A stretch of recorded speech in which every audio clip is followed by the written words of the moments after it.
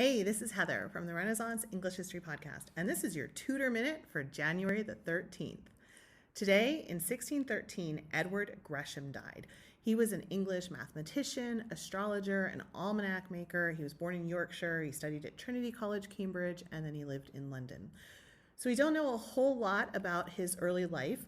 He was later portrayed as a papist in 17th century documents because he allegedly participated in the gunpowder plot. The one thing that we do know about him is this discourse he wrote on the falling of the planet in 1603. So the plague was going on in London. It was a plague year, and there was a rumor, potentially actually started by Gresham himself along with John Dee, that a planet was going to fall to Earth. A planet was going to fall and hit the Earth.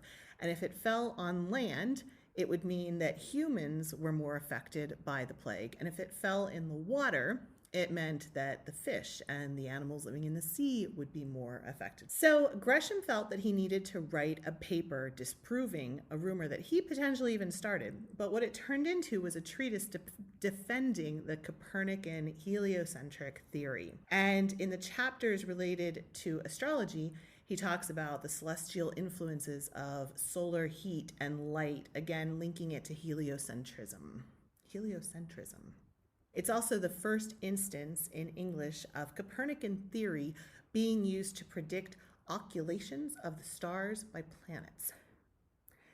Because he believed in the heliocentric Copernican theory, he needed to deal with accusations of heresy, and he disproved them by trying to reconcile the Copernican system with the Bible itself. And he spent a whole chapter in his book, chapter 1.9, on the reconciliation of the paradoxes of a moving earth and an immobile sun with the Bible. And he wrote that the planets freely move in space without vection, traction, or expulsion of any heavens or anything else other than the earth.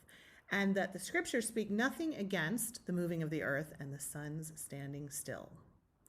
That's your Tudor Minute for today. Remember, you can dive deeper into life in 16th century England at the Renaissance English History Podcast at englandcast.com, where there is an episode on Tudor astronomy.